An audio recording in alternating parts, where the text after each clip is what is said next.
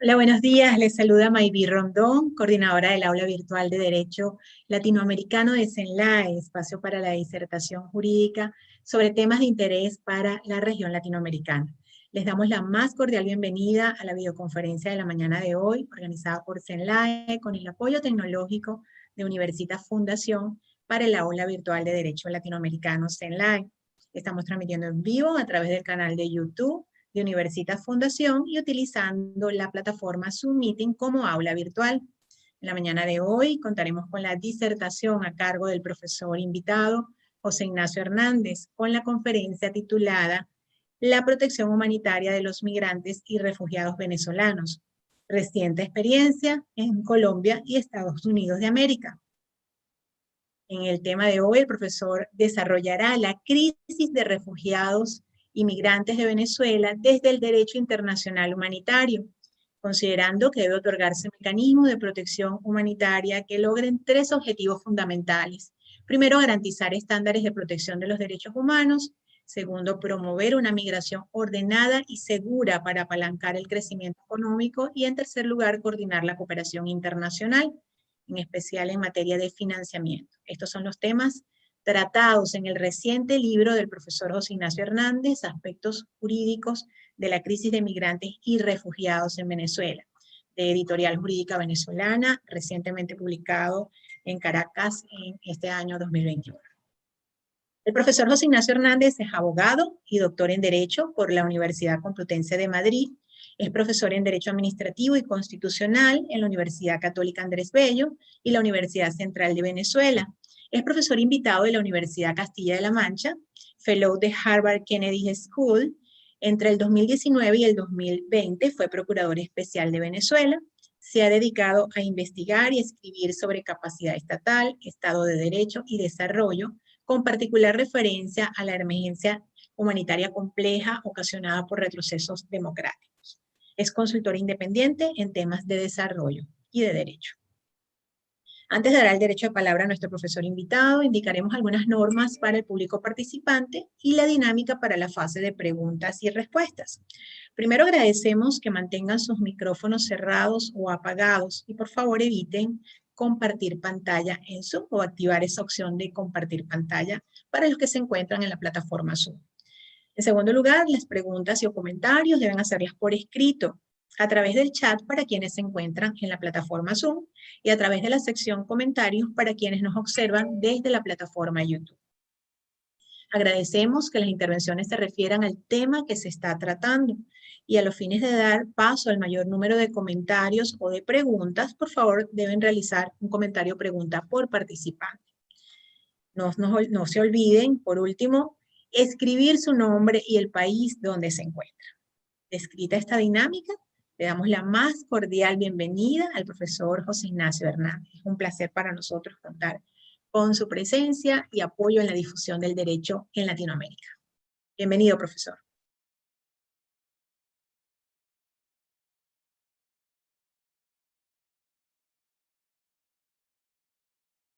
Su micrófono está apagado. Ahora sí, vale, sí. Bueno, muchísimas gracias a CENLAE, Universitas Fundación, Maybi Rondón, un gusto la invitación para estar compartiendo hoy con ustedes algunas reflexiones preliminares sobre la crisis migratoria en Venezuela, que es un evento, es una situación que no tiene comparación con las otras crisis regionales, migratorias, perdón, en la región, en América Latina, y precisamente eso obliga a diseñar soluciones jurídicas especiales a la crisis migratoria venezolana, porque el marco jurídico ordinario que deriva del derecho internacional y del derecho nacional, especialmente en los estados receptores de este flujo migratorio, resulta claramente insuficiente.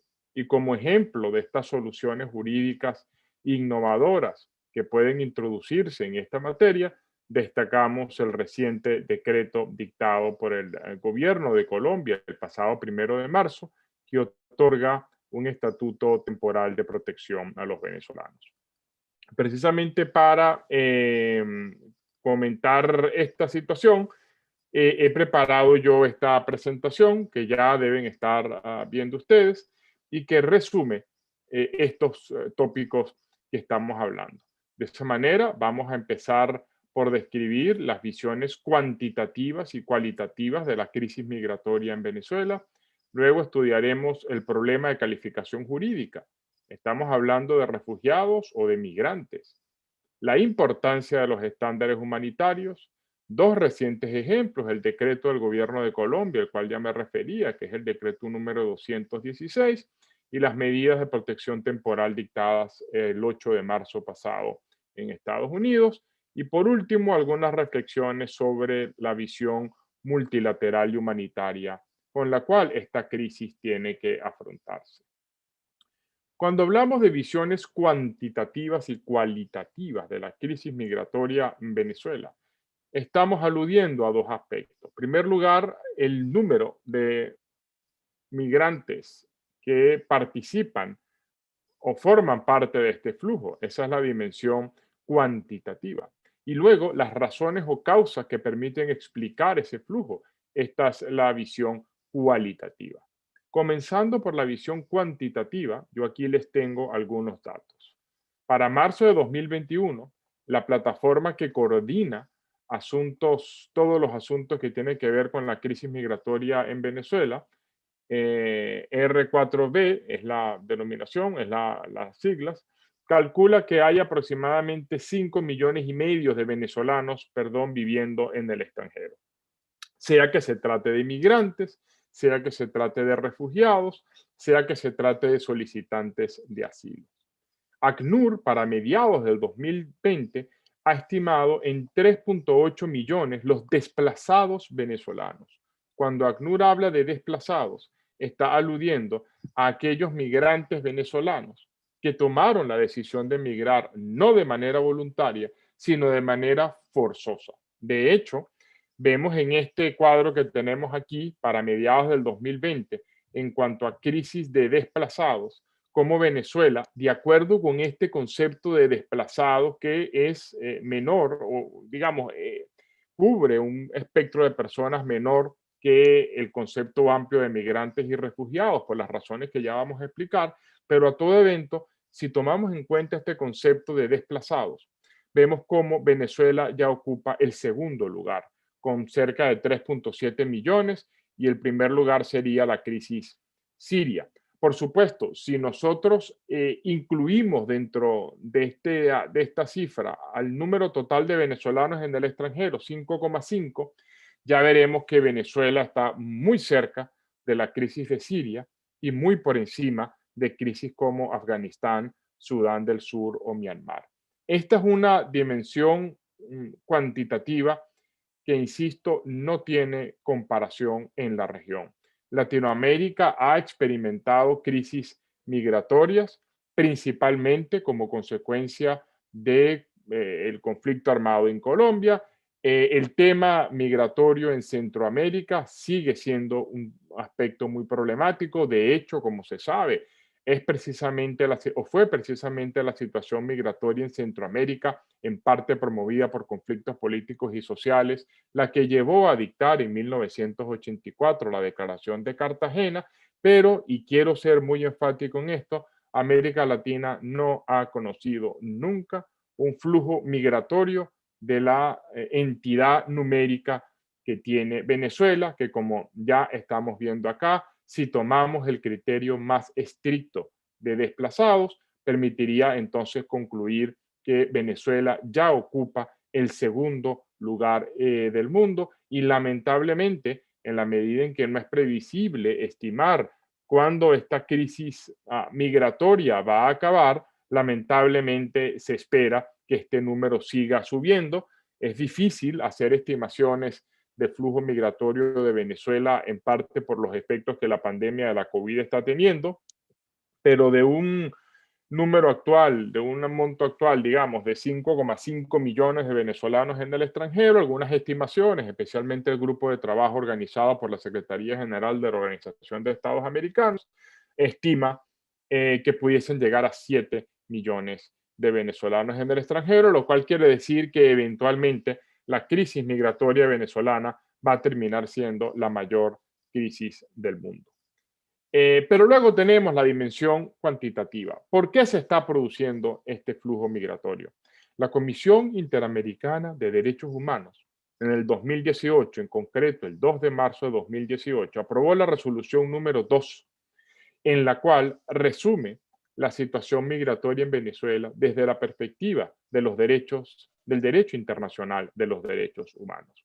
Hay dos conclusiones que yo quisiera destacar de esta resolución número 2 de la Comisión Interamericana de Derechos Humanos. La primera conclusión es que la Comisión señala que esta es una crisis que debe abordarse desde el derecho internacional de los derechos humanos. No se trata simplemente de un flujo migratorio coyuntural, de un flujo migratorio debido a razones específicas. Se trata antes que nada de una situación humanitaria que debe ser abordada bajo una perspectiva humanitaria. La segunda conclusión de la resolución número 2 de la Comisión Interamericana de Derechos Humanos, dictada en el año 2018, es que esta crisis migratoria es derivada de la emergencia humanitaria compleja en Venezuela y de la sistemática violación de derechos humanos. Para ilustrar esto, yo he incluido en esta lámina el índice de fragilidad estatal que mide la organización Fund for Peace. Perdonen que la presentación está saltando. La explicación de este gráfico es muy sencillo. Mide la fragilidad del Estado y la fragilidad del Estado determina en qué medida el Estado puede cumplir los cometidos básicos asociados a mantener el orden público, garantizar el acceso a derechos económicos, sociales, culturales y ambientales.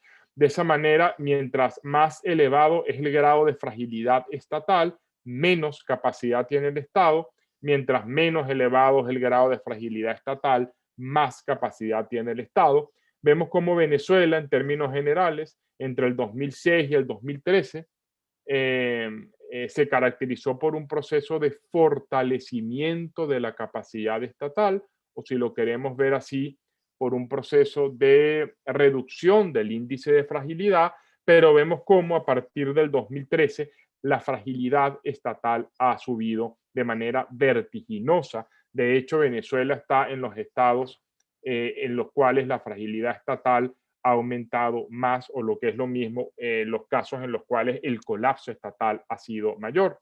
¿Y qué consecuencias tiene para el flujo migratorio que el Estado venezolano esté colapsando, que el Estado venezolano se haya transformado en un Estado frágil, que no puede garantizar el cumplimiento de cometidos básicos, y eso deriva una emergencia humanitaria compleja? De acuerdo con el derecho internacional, la emergencia humanitaria compleja es aquella situación en la cual ni el Estado ni la sociedad civil tienen capacidad para satisfacer necesidades esenciales asociadas con el derecho a la vida, el derecho a la salud, el derecho a la dignidad humana. De esa manera, en la medida en que el Estado venezolano se ha venido transformando en un Estado frágil, en un Estado fallido, si queremos dar esa expresión, entonces la capacidad del Estado para atender esas necesidades es menor, lo cual implica que cada vez hay más necesidades que son insatisfechas, y es precisamente el grado de insatisfacción de estas necesidades colectivas la que, de acuerdo con la Comisión Interamericana de Derechos Humanos, ha empujado a los venezolanos a huir del país para procurar mejores condiciones de vida. Junto a esto, y de nuevo, de acuerdo con la Comisión Interamericana de Derechos Humanos, habría que agregar también las sistemáticas violaciones a derechos humanos. Esto entonces plantea un problema conceptual. En el caso de los venezolanos que se desplazan, ¿debemos hablar de refugiados o debemos hablar de migrantes? El derecho internacional, que se ha venido recogiendo en los derechos domésticos en América Latina, ha venido incorporando progresivamente distintos conceptos, y he de confesar que el mapa conceptual resulta, en mi opinión y en opinión de muchos, bastante confuso, poco claro, y eso es un riesgo, porque mientras menor sea la claridad conceptual, menor es el rango de protección, perdón, de estándares de protección de los derechos humanos. Básicamente hay cuatro conceptos que se estudian: refugiado en sentido estricto, refugiado en sentido ampliado, refugiado prima facie y el asilo. Por supuesto, estos cuatro conceptos parten de un macroconcepto que es el migrante. La migración es un hecho. La migración es el flujo de personas del estado de residencia a un nuevo estado de residencia y se caracteriza por su permanencia. Aunque varían los criterios, el estándar apunta a que la migración supone la decisión de fijar un nuevo estado de residencia, excluyendo, por lo tanto, los flujos que responden a razones meramente temporales, viajes, turismo, negocios, estancias de investigación, etcétera, etcétera. Dentro de esa gran categoría de migrante, que sería el género, hay varias especies, que son entonces los refugiados en sentido estricto, los refugiados en sentido ampliado, refugiado prima facie y el asilo. El concepto de refugiado en sentido estricto deriva de la Convención de Ginebra de 1951 y se basa en razones estrictas o criterios estrictos de persecución individual. Lo que caracteriza al refugiado en sentido estricto es que es aquel migrante que se ha visto forzado a desplazarse por razones individuales y específicas de persecución. Persecución política, persecución por motivos de raza, persecución por motivos religiosos y otros motivos más, pero depende del listado tasado, cerrado, números clausus, como se dice en derecho, de motivos de persecución, de acuerdo con la Convención de Ginebra de 1951.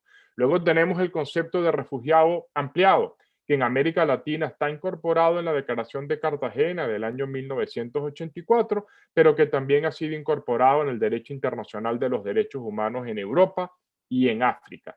Lo que caracteriza el concepto ampliado es que abarca también aquellos desplazados, o sea, los migrantes que se han visto forzados a desplazarse por graves alteraciones al orden público, aun cuando no impliquen una persecución individual. Precisamente el colapso civil y político en Centroamérica, que no suponía en todos los casos situaciones individuales de persecución, fue lo que llevó a ampliar el concepto de refugiado en la Declaración de Cartagena, que valga la pena señalarlo, a pesar de tratarse de una declaración, tiene plenos efectos vinculantes de acuerdo con el principio pro persona y forma parte del corpus iuris interamericano de acuerdo con decisiones de la Corte Interamericana de Derechos Humanos. Luego tenemos en tercer lugar la categoría de refugiado prima facie. En situaciones de migraciones masivas que involucran a un gran número de desplazados, no es posible efectuar calificaciones individuales en cuanto a la condición de refugiado. Esto genera una especial situación de vulnerabilidad que, de acuerdo con el derecho internacional, aconseja implementar mecanismos complementarios de protección. ¿Por qué se habla de mecanismos complementarios de protección? Porque son estándares de protección adicionales a aquellos que derivan del régimen ordinario de los refugiados. ¿Y por qué se habla de refugiado prima facie, refugiado en apariencia? Porque no es posible, debido al carácter masivo del flujo de personas, a hacer análisis individuales, caso por caso, tal y como sucede en los conceptos de refugiado ampliado y refugiado en sentido estricto. Si lo vemos desde una perspectiva de los derechos, del derecho internacional de los derechos humanos, pudiésemos concluir que los refugiados prima facie son o responden a una protección complementaria y temporal. Es una especie de medida cautelar que se otorga para asegurar estándares de protección a aquellos que se han visto forzados a desplazarse de manera masiva, típicamente en el marco de emergencias humanitarias complejas, en situaciones que impiden al Estado receptor, al menos en el corto plazo, sustanciar y decidir procedimientos individuales, típicamente procedimientos administrativos, para calificar a la condición de refugiado en sentido estricto y ampliado. Y por último, encontramos a la figura del asilo, de gran arraigo en el derecho de América Latina, anterior incluso al Estatuto de los Refugiados, y que es una protección especial que otorga el Estado a aquellos sujetos que son objeto de persecución, sea que se trate de un asilo diplomático o sea que se trate de un asilo territorial. Pudiésemos decir, si deberíamos organizar estos cuatro conceptos, que el concepto más estricto es el de asilo, porque requiere más condiciones para su procedencia. Luego encontramos el refugiado en sentido estricto, luego encontramos el refugiado en sentido ampliado y por último el refugiado prima facie. ¿Cuál es la situación de los venezolanos? Lo primero que hay que advertir es que este mapa conceptual tiene implicaciones para la soberanía estatal.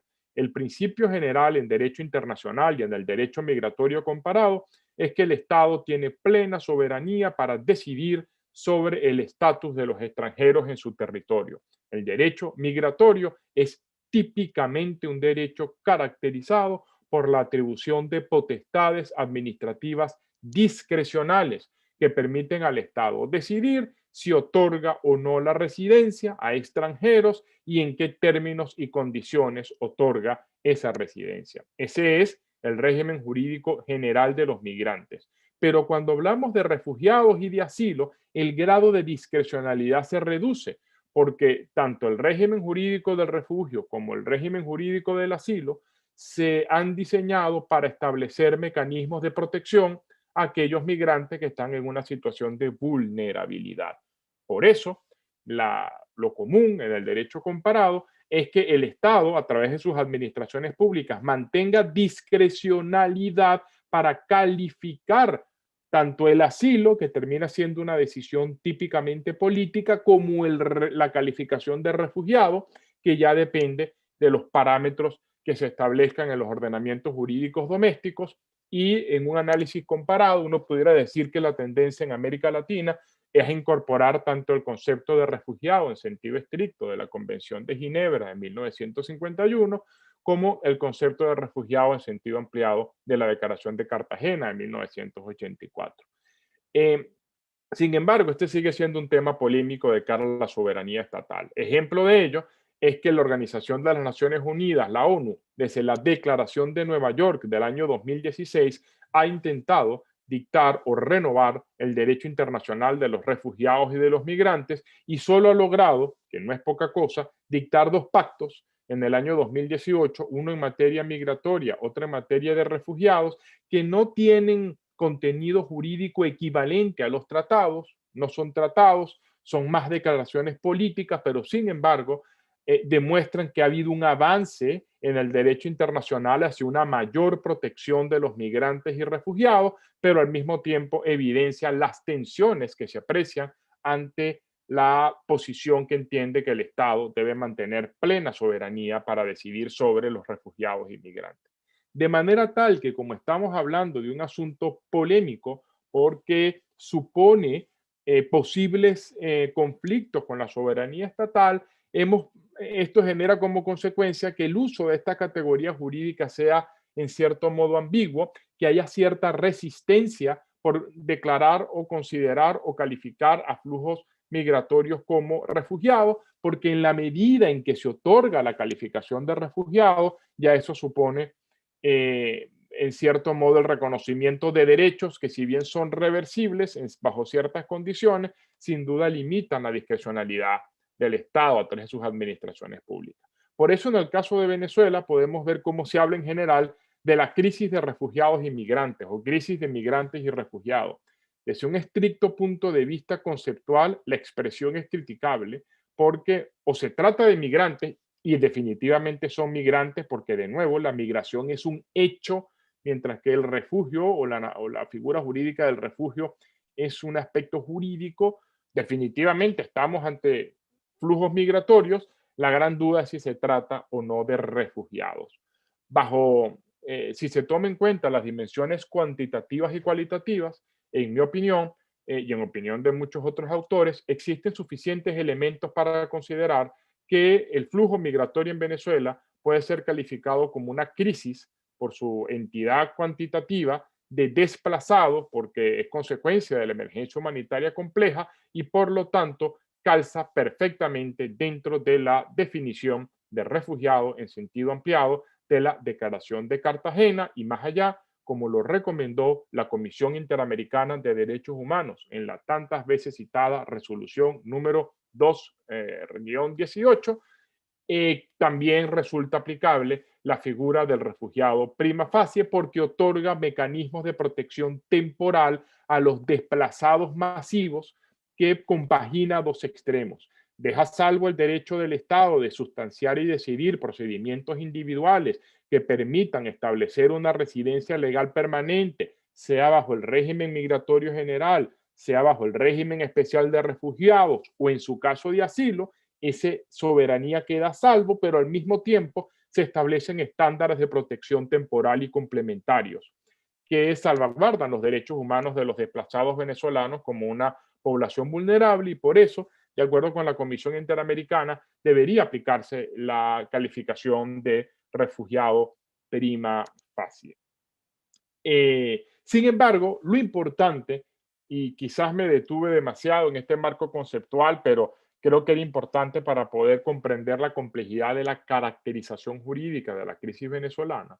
Lo verdaderamente importante, bajo la perspectiva del derecho internacional de los derechos humanos, no son las formalidades, sino es los estándares de protección que se deben otorgar a los desplazados venezolanos. Es decir, los estados receptores de ese flujo, de acuerdo con el derecho internacional humanitario y el principio de responsabilidad colectiva de proteger a los migrantes y desplazados forzosos, deben otorgar algunos estándares que yo he resumido. El primero, es necesario comprender que la causa del flujo migratorio es la emergencia humanitaria compleja y precisamente por eso estamos ante un caso de migraciones masivas derivadas de la emergencia humanitaria compleja en Venezuela. Por lo tanto, en segundo lugar, el tratamiento debe ser el de una crisis humanitaria de refugiados y migrantes. Aunque sea técnicamente impropio, pareciera que ya se estableció la calificación de crisis de refugiados y migrantes. Lo importante es caracterizar esa crisis como una crisis humanitaria, porque de inmediato el marco jurídico aplicable a la crisis venezolana es el derecho internacional humanitario. Y el objetivo del derecho internacional humanitario es otorgar medidas de protección colectivas que garanticen el derecho a la no devolución y la protección de los derechos económicos, sociales, culturales y ambientales. Todo el Estatuto de Refugiados parte del derecho a la no devolución. El refugiado no puede ser devuelto a su país de residencia porque ello implicaría violaciones graves y eventualmente irreparables a sus derechos humanos. Por eso todo el estatuto del refugiado, bajo el concepto estricto, bajo el concepto ampliado, incluso bajo la calificación prima facie, gira, pivota en torno a la no devolución. Precisamente caracterizar a la crisis migratoria como una crisis humanitaria de desplazados venezolanos en el marco de la emergencia humanitaria compleja permite otorgar medidas de protección colectivas que arropen a todos los desplazados, garantizando no solo el acceso a los DESCA, sino además la no devolución, lo cual implica que los venezolanos que acceden al estado de residencia no pueden ser devueltos a Venezuela, porque eso implicaría una grave violación a los derechos humanos. Ha habido ya precedentes en el caso de Venezuela. La Comisión Interamericana de Derechos Humanos ha dictado medidas cautelares para el caso de Trinidad y Tobago y recientemente los tribunales, el Poder Judicial en Chile otorgó medidas de protección a migrantes venezolanos basadas precisamente en la no devolución. Por lo tanto, como es una crisis humanitaria, el enfoque tiene que ser multilateral. Esta no es una situación que puedan resolver aisladamente los estados receptores. El enfoque debe ser multilateral, especialmente para el financiamiento internacional, que como ya explicaré, estamos en la parte ya final de la presentación, sigue siendo uno de los puntos débiles de la crisis venezolana. Pero además hay que tomar en cuenta que aplicar el derecho internacional humanitario no solo favorece los estándares de protección de los derechos humanos de los desplazados venezolanos, no solo promueve la coordinación multilateral, especialmente en materia de financiamiento, por último, aplicar el derecho internacional humanitario favorece a la regularización de los migrantes en los estados receptores y eso puede ser un catalizador para el crecimiento y el desarrollo económico, tal y como ha concluido la ya citada Declaración de Nueva York del año 2014, una migración ordenada puede generar consecuencias favorables al crecimiento económico del Estado receptor de ese flujo migratorio, básicamente porque la migración permite incorporar nuevos conocimientos, nuevo know-how al Estado receptor y eso tiende a tener un efecto catalizador en el crecimiento económico y de hecho hay diversos estudios económicos, no solo que analizan, los efectos favorables de la migración en general, de una migración ordenada y segura, sino en especial en el caso venezolano. Ahora, dentro de este mapa, precisamente dentro de estas recomendaciones, encontramos el reciente reconocimiento del Estatuto de las Medidas Temporales de Protección dictadas por el gobierno de Estados Unidos, llamadas TPS, el pasado 8 de marzo, pero muy en especial el decreto número 216 del 1 de marzo, dictado por el gobierno de Colombia, que sigue esta recomendación de enfocar la crisis venezolana bajo el derecho internacional humanitario, que es, como Maybi decía, el tema de un libro que recientemente acabo de publicar con la editorial jurídica venezolana, precisamente sobre el marco jurídico que debe aplicarse a la crisis humanitaria de migrantes y refugiados en Venezuela.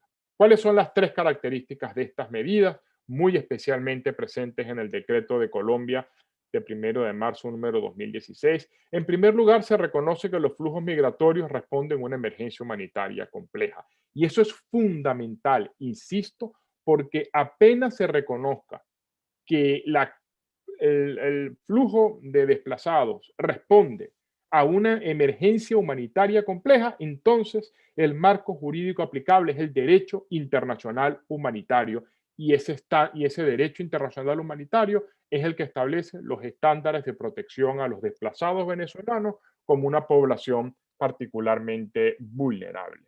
En segundo lugar, otorgan mecanismos temporales y complementarios de protección. ¿Por qué son temporales? Porque de lo que se trata es de proteger a los desplazados venezolanos mientras se desarrolla la emergencia humanitaria compleja, lo cual, por supuesto, pone en énfasis la necesidad de también solucionar la emergencia humanitaria compleja a los fines de detener el flujo de desplazados, porque en la medida en que no se solucione la emergencia compleja en Venezuela, la emergencia humanitaria compleja en Venezuela, perdón, el flujo de desplazados no va a detenerse. Por eso se trata entonces de medidas temporales.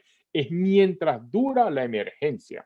¿Y por qué se trata de mecanismos complementarios? Porque deja a salvo el régimen jurídico ordinario de migrantes, refugiados y asilos. Los venezolanos en Colombia y en Estados Unidos, las particularidades del derecho local deben tenerse en cuenta. Esto no es una asesoría en materia migratoria, por favor, pero en términos generales, los venezolanos que están en Colombia pueden optar entre iniciar o mantener procedimientos individuales para que se reconozca su residencia legal bajo el derecho migratorio general, su condición de refugiado o eventualmente su condición de asilado, pero a través de procedimientos individuales, típicamente procedimientos administrativos en los cuales hay una petición individual donde el venezolano alega o solicita se le reconozca el estatus de residente, de refugiado, de asilado. Siempre se va a tener acceso a ese régimen jurídico general, pero de manera complementaria o subsidiaria,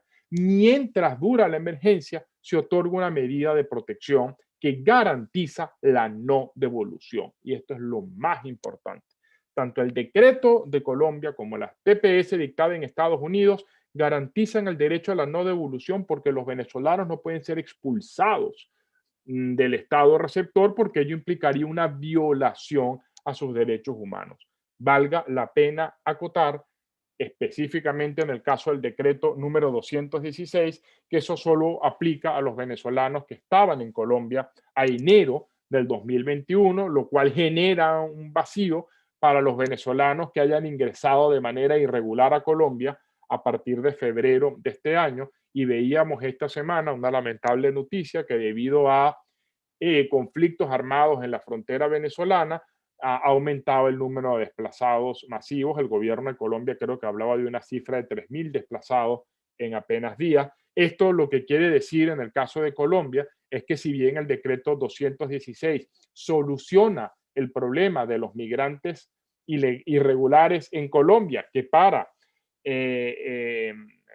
enero del 2016 representaban aproximadamente el 55% de los migrantes venezolanos en Colombia. Si bien el decreto 216 soluciona y protege adecuadamente bajo la perspectiva del derecho internacional humanitario la situación de esos migrantes venezolanos, es un problema que sigue aumentando todos los días.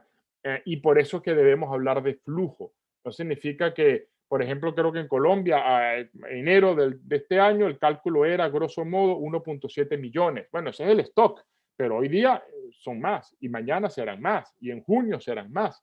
Entonces, esto es importante tenerlo en cuenta porque estas son medidas de protección temporal basadas en la no devolución que en la medida, perdona la redundancia, en que el flujo siga, tendrán que adecuarse. Y no hay, en realidad, estas dos medidas pasan de la calificación jurídica.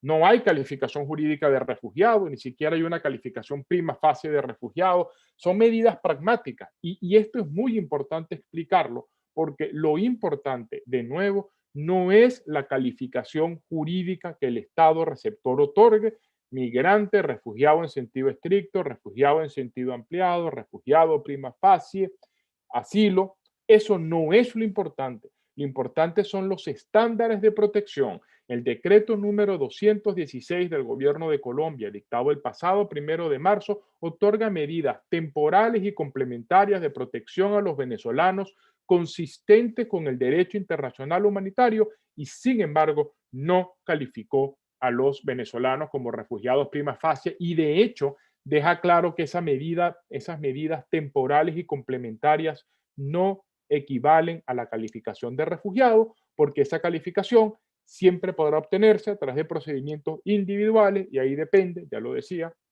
de cada migrante venezolano decidir si se acoge a las medidas temporales, complementarias y colectivas de protección o si por el contrario avanza o inicia procedimientos individuales.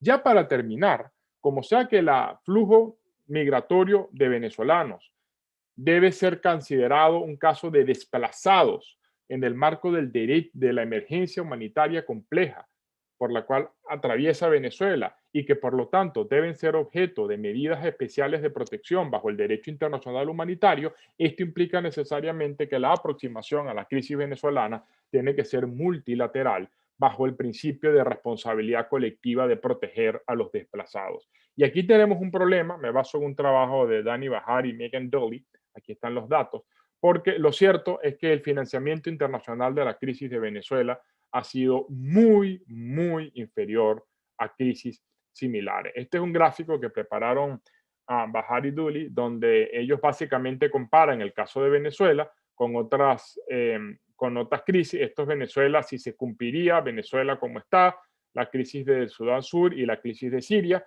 La más parecida en términos numéricos es la de Siria.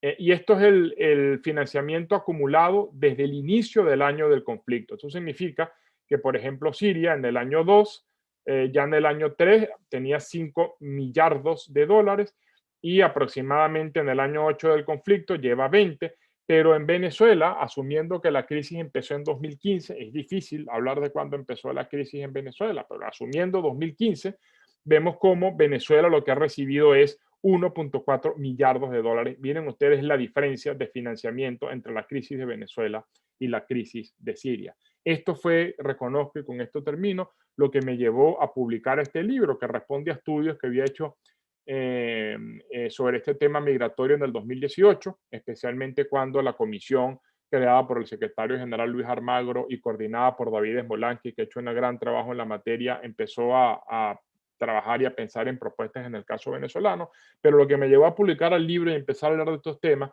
es que yo creo que los venezolanos, y si no lo hacemos los venezolanos, creo que no lo va a hacer nadie, tenemos que hacer un mejor esfuerzo para explicar la entidad cuantitativa y cualitativa de los migrantes, de los flujos migratorios de Venezuela, para explicar por qué esto debe encuadrarse bajo el derecho internacional humanitario, porque es necesario otorgar medidas de protección a los desplazados venezolanos y porque es necesario promover el financiamiento internacional. Porque un aspecto, y con esto termino, que no suele tomarse en cuenta a veces en América Latina, es que se insiste mucho en estándares de protección de derechos económicos, sociales, culturales y ambientales.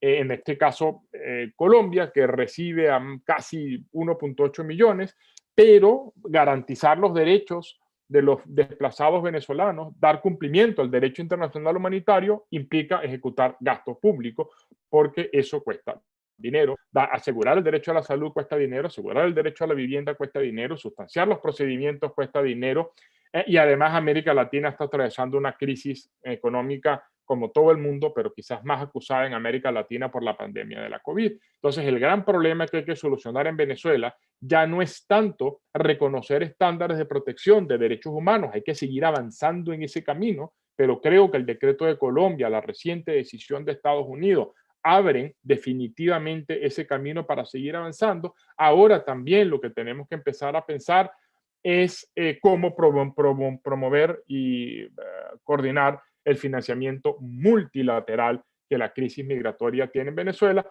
porque de otra manera los estados receptores no van a poder garantizar efectivamente la protección de los derechos humanos de los desplazados venezolanos. Pensemos tan solo en un problema de los tantos, la vacunación de los desplazados venezolanos frente a la pandemia, frente a la COVID-19, perdón. Eso es antes que nada un problema económico.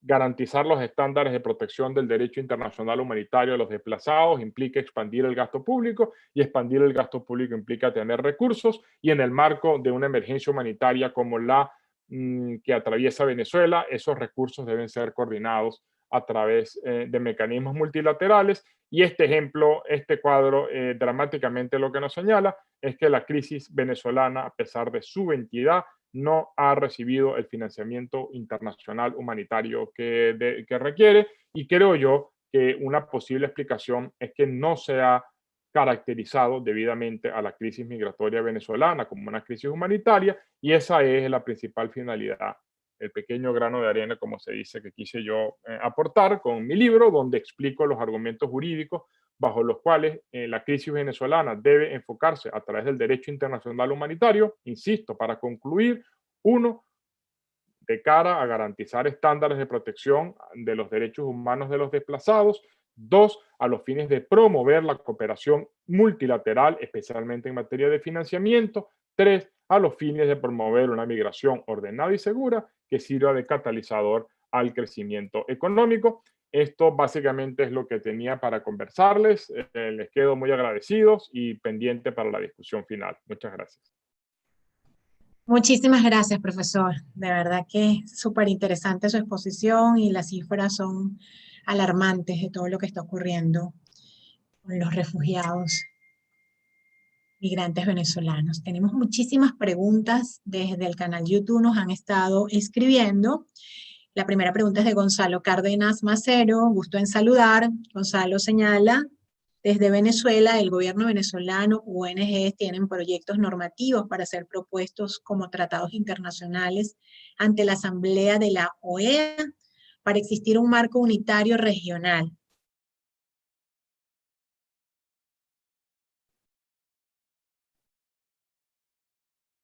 Ya le habilito el micrófono, un momento, profesor. Ok, vale. Sin duda, hay que reformar, esa es una de las conclusiones de mi libro, hay que reformar el derecho internacional de los migrantes y refugiados en América Latina en especial. Hace falta una convención interamericana de refugiados y migrantes a la luz de la crisis venezolana. Así como la crisis de Centroamérica generó la Declaración de Cartagena, la crisis de Venezuela debe al menos dejar ese aporte. Pero lamentablemente los venezolanos no pueden esperar a que se dicte esa convención. Hay que actuar ya, no hay más tiempo que perder, y más bien creo que esta propuesta que yo comparto plenamente de una convención interamericana de migrantes, de refugiados, que incorpore las nuevas tendencias del derecho internacional humanitario, es necesario para futuros casos. Lamentablemente a los venezolanos no les dio tiempo de contar con un adecuado marco jurídico, y eso, insisto, puede ser una de las razones por las cuales, a pesar del avance de la crisis migratoria en Venezuela, la respuesta humanitaria ha tardado tanto en llegar. Afortunadamente, el decreto de 1 de marzo del gobierno de Colombia es un claro indicio de que eso está cambiando, y ahora en lo que hay que trabajar, lo decía yo ya, es el financiamiento internacional. Desde YouTube pregunta Gabriela López: profesor, el Fondo de las Naciones Unidas para la Infancia pide a los países de acogida y de tránsito que protejan a los niños migrantes y refugiados contra la discriminación, pero observamos que en Latinoamérica se han presentado situaciones donde no se evidencian programas para atender especialmente a estos niños migrantes y refugiados. No, excelente pregunta. Lo peculiar de la tragedia, de la crisis, perdón, para hablar en términos jurídicos, migratoria venezolana, es que tiene efectos regresivos, es decir, afecta más a los más vulnerables. Entonces, los sectores más vulnerables de estos desplazados son aquellos que están en una situación de mayor precariedad. Es el caso de las mujeres, es el caso por violencia sexual, etcétera, y es el caso de los niños, niñas y quizás en menor medida adolescentes. Y esto lo que es otra razón adicional para implementar los estándares del derecho internacional humanitario, que ya están allí, no hay que inventarlos. Es decir, crisis como la de Siria han permitido generar estándares internacionales humanitarios. El reto es lograr cumplir efectivamente esos estándares en Venezuela por parte de, no en Venezuela, en relación con la crisis venezolana por los estados receptores. Y el primer paso para eso es calificar al caso venezolano como una crisis humanitaria de migrantes y refugiados, y ese primer paso ya lo dio Colombia, y a partir de allí entonces el siguiente paso es asegurar el cumplimiento de estos estándares, en los cuales hay medidas de especial protección a los sectores más vulnerables, pero perdonen que insista tanto en esto, y sonará quizá, espero que no feo lo que yo voy a decir, pero para proteger los derechos humanos de los niños y niñas desplazados venezolanos, hay que proveer mecanismos de financiamiento porque eso cuesta dinero. Cada carpa cuesta dinero, cada kit de alimentación cuesta dinero y no se puede seguir atendiendo la emergencia humanitaria venezolana con donativos, con iniciativas individuales. Las cifras de Brookings Institute que Dani Bajar ha preparado son dramáticas y demuestran que hay un gap financiero importantísimo, agravado además por el hecho de que los estados receptores del flujo migratorio venezolano, países latinoamericanos, Colombia, Perú, están afrontando una recesión económica por la pandemia que implica menor capacidad fiscal. Entonces, si este problema de financiamiento no se soluciona rápido, vamos a empezar a ver en estados receptores como Colombia emergencias humanitarias en Colombia derivadas de la emergencia humanitaria en Venezuela, lo cual, por cierto, es otro indicador de por qué la crisis venezolana es regional. No es una crisis meramente política derivada de fluctuaciones políticas, ya es una crisis que tiene dimensión regional y eso necesariamente obliga a una visión multilateral. Gustavo Zambrano desde la plataforma Zoom en el aula virtual nos pregunta, es de Venezuela, profesor, ¿qué organización decreta la emergencia humanitaria compleja y su trámite para poder aplicar el régimen internacional? Excelente pregunta. No hay ninguna formalidad en la materia.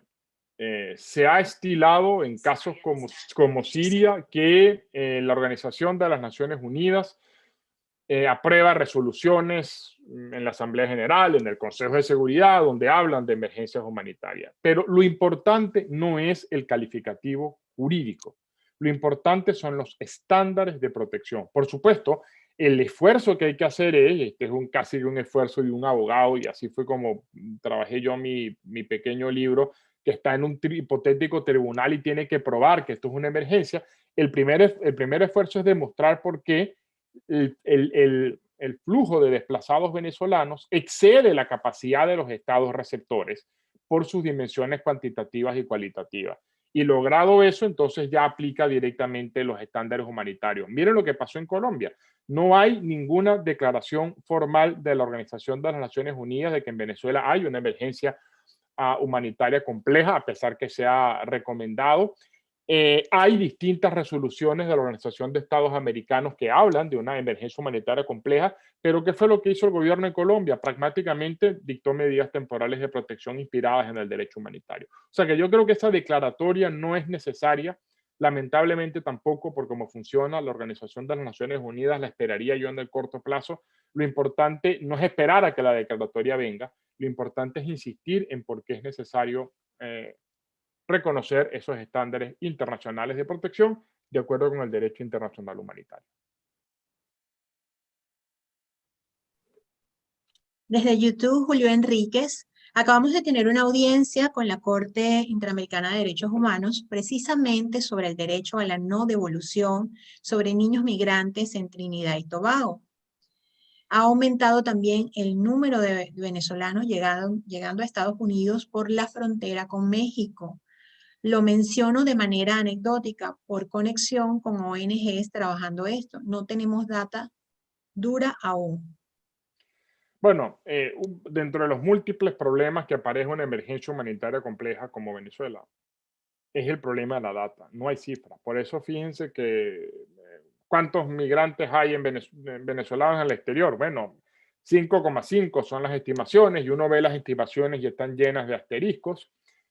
ACNUR habla de 3,8 desplazados. Es decir, no hay data dura, lamentablemente. Y eso es un aspecto que afecta la calidad de la protección porque la ausencia de información impide acreditar efectivamente por qué ha de regir el derecho internacional humanitario. Pero lo importante son las medidas de protección. De nuevo, el caso de la Comisión Interamericana frente a Trinidad y Tobago creo que va a ser un precedente fundamental porque allí se va a poner a prueba la tensión que existe entre el principio de no injerencia y la soberanía doméstica para temas migratorios y el derecho internacional humanitario. Y por supuesto, ante esa tensión, debe prevalecer el derecho internacional de los derechos humanos. Pero yo aquí insisto sobre este punto, y ya que estamos hablando de Trinidad y Tobago, no basta con decirle a Trinidad y Tobago, usted como Estado receptor de desplazados venezolanos tiene el deber de recibirlos, si no le soluciona a Trinidad y Tobago el problema fiscal que los venezolanos representan. Y perdónenme que sea tan crudo, pero en términos macroeconómicos o de economistas, ese es un problema fiscal, porque garantizar los estándares humanitarios de protección de los desplazados implica por parte del Estado receptor ejecutar gasto público. Y la gran pregunta, ¿cuál es la fuente de financiamiento de ese gasto público? Esa es una pregunta válida en cualquier crisis migratoria, pero vuelvo a insistir, estamos hablando de ejecutar gasto público para proteger estándares, para implementar estándares de protección humanitarios en América Latina, en la región probablemente más impactada por la pandemia. El informe macroeconómico del Banco Interamericano de Desarrollo, que se dio la semana pasada, dice que la recesión económica de la pandemia es, atención, la mayor recesión en la región desde la independencia. El nivel de pobreza en la región se estima que vaya a caer, retroceder 20 años, la desigualdad. Entonces, de nuevo, decirle a Trinidad y Tobago, a Colombia, a Perú, a Brasil, ustedes tienen el deber de recibir a los venezolanos, tener carpas, darle alimentación, darle salud, vacunarlos contra el COVID, ese es el deber ser. Y sin dudas así, pero ¿cómo se construyen capacidades financieras para que los estados puedan recibir ese flujo? Insisto, cuando ni siquiera se ha detenido, ni siquiera se ha ralentizado y lamentablemente no hay ninguna razón para esperar que en el corto plazo este flujo disminuya. Y esta es una advertencia que yo quiero hacer. Si no se actúa hoy, en unos meses, cuando el número de desplazados en la región de Venezuela sean 7 millones, 8 millones, las estimaciones que se están realizando en el marco de una recesión económica por la pandemia, entonces, insisto, vamos a empezar a ver problemas importantes en los estados receptores y la emergencia humanitaria que empezó en Venezuela va a empezar a proyectarse en la región y creo que puede tener un efecto devastador. Y es importante actuar ahora que todavía estamos a tiempo. Desde el aula, desde la plataforma Zoom, Josué Ramírez, hace unos meses se realizó una conferencia en Europa de donantes. Pronto habrá una nueva en Canadá. De la primera resultaron compromisos de apoyo financiero, pero no se han concretado. Quizás ocurra lo mismo con la de Canadá. ¿No crees que es un problema eminentemente suramericano y por ello la falta de apoyo financiero? Caso contrario, Siria, que afectó y afecta directamente a Europa. ¿Cómo lograr concretar esos compromisos? Sí, excelente pregunta. Estas rondas de donantes son muy importantes, no solo en términos financieros, sino como mecanismos de difusión de la información de la tragedia de Venezuela. Pero, y por favor, con el mayor de los respetos lo que voy a decir, porque yo aprecio y valoro cada centavo de dólar que se destina a Venezuela, pero la crisis de Venezuela no puede solucionarse con donantes y grupos de donantes y mecanismos colectivos, crowdfunding de financiamiento. Eso servía hace 5 años, hace 6 años, pero de nuevo, la dimensión de la tragedia, de la crisis, perdón, económica, humanitaria, política y social en Venezuela, solo va a poder atender debidamente bajo una perspectiva multilateral. Porque fíjense, aquí estamos tratando de ver, y este es un ejemplo, quizás perdónenme un poco fuerte el que yo estoy haciendo, pero imaginémonos que hay un dique que está colapsando, bueno, el ejemplo lo cambié porque un dique que está colapsando y el agua está entrando al pueblo. Y entonces empezamos a ver cómo organizamos al pueblo para que el agua no cause daño, para que el agua no genere perjuicios mayores. Y decimos, bueno, hay que construir tal y cual, pero el problema es que eso no es una foto, eso es un flujo. Hoy la situación va a ser menos grave que mañana y si no se para el flujo, va a haber un momento en el que el dique va a reventar. Entonces ya yo creo que la crisis venezolana obliga a que no podemos limitarnos a pensar cómo promovemos el financiamiento internacional para fortalecer las capacidades de los estados receptores. Eso es indispensable. Pero lo que yo intenté explicar en mi presentación es que también hay que ir más allá y pensar cómo se detiene la emergencia humanitaria compleja en Venezuela. Porque asumamos que Colombia hoy reciba financiamiento internacional que requiere para atender a 1.8 migrantes en Colombia y que la comunidad internacional se mueve, los grupos de donantes se mueven y Colombia hoy recibe transferencias directas para satisfacer esas necesidades. Bueno, hoy son 1.8, en 6 meses serán 2,5, en 6 meses serán 5 y en algún momento la capacidad financiera se va a detener. Entonces lo importante, dos cosas para resumir. Uno, el enfoque multilateral tiene que estar orientado, uno, a fortalecer la capacidad de los estados receptores en términos de financiamiento. Dos, a detener la emergencia humanitaria compleja, porque de lo contrario es como la persona que está tratando de sacar agua de un bote que se está hundiendo y no tapa el hueco. Llegará un momento en el cual la capacidad de sacar agua del bote sea inferior al agua que se está entrando y eso hace que el bote se hunda. Y aquí ya el riesgo no es de una emergencia humanitaria en Venezuela porque ya ese riesgo lamentablemente se consumó. El riesgo es que la emergencia humanitaria en Venezuela se proyecte más allá de Venezuela y en un continente, una región tan impactado por la pandemia, eso puede tener repercusiones ciertamente adversas.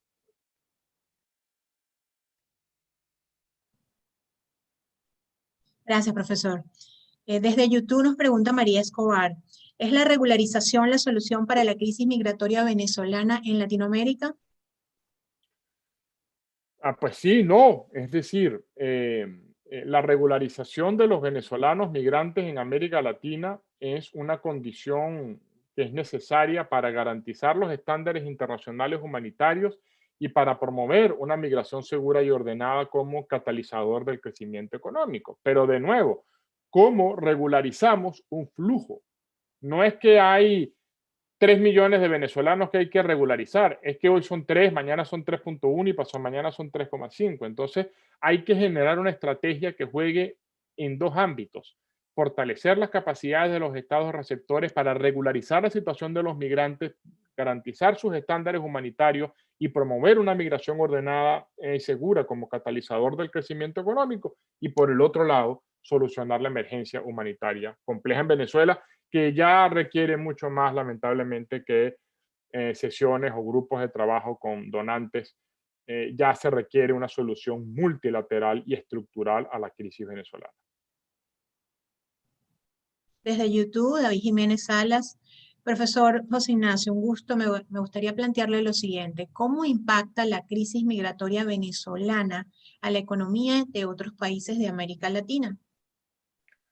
Excelente pregunta. Hay distintos estudios en el Growth Lab donde yo estoy, del Centro Internacional de Desarrollo. Una de sus áreas es especialmente las consecuencias de la migración. Dani Bajara, quien ya he citado, creo que es de los que más he estudiado, igual a Ana María Ibáñez en el Banco Interamericano de Desarrollo. El resumen es que típicamente hay dos efectos. Un efecto inmediato, quizás equiparable a un choque porque hay un aumento súbito de demandas de los desplazados que empiezan a demandar seguridad, salud, agua, y eso implica un incremento del gasto público y por lo tanto eso pudiese tener de inmediato un efecto económico adverso.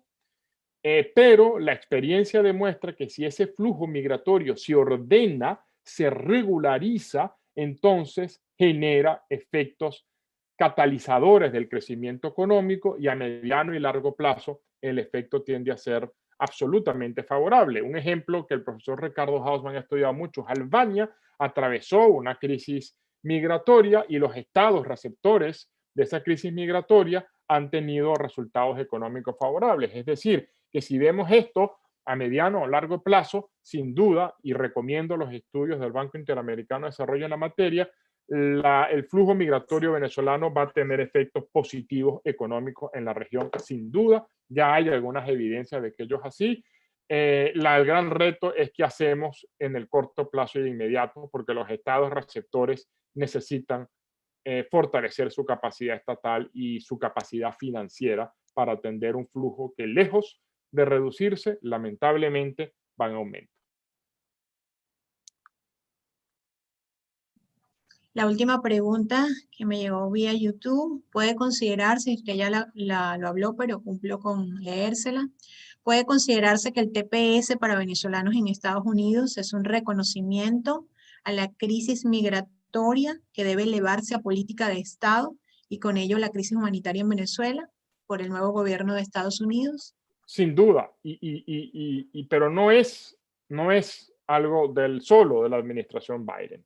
Ya bajo la administración del presidente Donald Trump, se había reconocido la existencia en Venezuela de una emergencia humanitaria compleja, tanto por el Congreso, que en distintas resoluciones ha declarado la existencia de una emergencia humanitaria compleja, la propia administración del presidente Biden declaró la existencia de una humanitaria compleja, de una emergencia humanitaria compleja en Venezuela. Recordemos que, creo, no estoy seguro, pero me parece que la última decisión que dictó el presidente Trump como presidente fue suspender la deportación de venezolanos por 18 meses, invocando la emergencia humanitaria compleja. Esa es una medida que tiene consecuencias muy similares al TPS, pero incluso las Cortes de Estados Unidos han reconocido que en Venezuela hay una emergencia humanitaria compleja. Es decir, en Estados Unidos los tres poderes públicos reconocen que en Venezuela hay una emergencia humanitaria compleja y eso justifica los esfuerzos que se han hecho tanto para atender las necesidades humanitarias, típicamente a través de USAID, la Agencia de Desarrollo Internacional del Gobierno de Estados Unidos, como para solucionar la emergencia humanitaria compleja, porque vuelvo con el ejemplo, me gustó más el del bote que tiene un hueco y el agua está entrando. Sí, pensemos cómo vamos a sacar el agua del bote, pero si no tapamos el hueco, tarde o temprano el bote se va a hundir. Si no se soluciona la emergencia humanitaria compleja en Venezuela, tarde o temprano se desbordará la capacidad de la comunidad internacional para atender el flujo migratorio de venezolanos y eso va a tener efectos negativos en una región ya impactada adversamente por la pandemia de la COVID. Gracias, profesor. No tenemos más preguntas ni comentarios de nuestros participantes, muy activos desde YouTube, con todas sus preguntas y comentarios, así como los que se encuentran en el aula virtual a través de la plataforma Zoom. Ya para concluir, su mensaje de reflexión, propuestas, conclusiones para el aula virtual de Derecho Latinoamericano en la. Muchísimas gracias. Creo que tres conclusiones. Una, la emergencia humanitaria de migrantes y refugiados de Venezuela tiene que enfocarse bajo una perspectiva multilateral y especialmente regional. Este es un asunto que impacta al derecho de América Latina y requiere ser abordado bajo esa perspectiva. La segunda gran conclusión es que es necesario abordar la crisis venezolana bajo el multilateralismo de la región a los fines de asegurar los estándares de protección de los desplazados venezolanos de acuerdo con el sistema interamericano de derechos humanos. Y por último, como garantizar los estándares de protección de los desplazados venezolanos bajo el sistema interamericano de derechos humanos requiere gasto fiscal, es necesario promover también la cooperación multilateral para el financiamiento de la crisis venezolana que ha estado significativamente por debajo del financiamiento internacional de otras crisis como la de Siria y en mi opinión eso se debe a un errado diagnóstico que hay de la crisis de Venezuela que no se ha concebido, no se ha catalogado como una crisis humanitaria.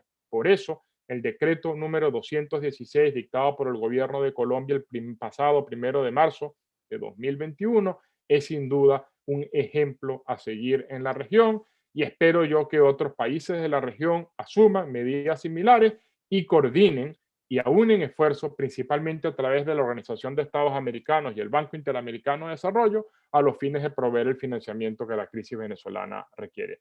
Muchísimas gracias por la invitación, porque además me ha permitido difundir y conversar de este tema tan importante para el derecho en América Latina y, por supuesto, para los venezolanos. Muchísimas gracias a ustedes por su extraordinaria exposición, que nos ha dado un análisis muy amplio sobre la crisis migratoria de venezolanos y refugiados en el mundo como un tema de trascendencia en Latinoamérica y a nivel global. Muchísimas gracias, profesor, por su participación y esperemos contar con su apoyo en esta difusión del derecho latinoamericano próximamente. Gracias a todos ustedes por participar activamente en el aula virtual de Derecho Latinoamericano CENLAE.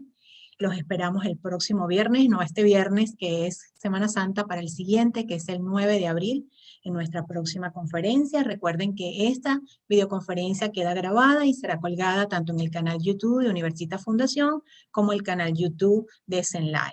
Pueden seguirnos por nuestras redes sociales, estamos en todas las plataformas, a través de nuestro canal en YouTube, a través de Instagram, Twitter y en la página web www.cenlae.online. Que tengan un feliz día y hasta el viernes 9 de abril. Gracias.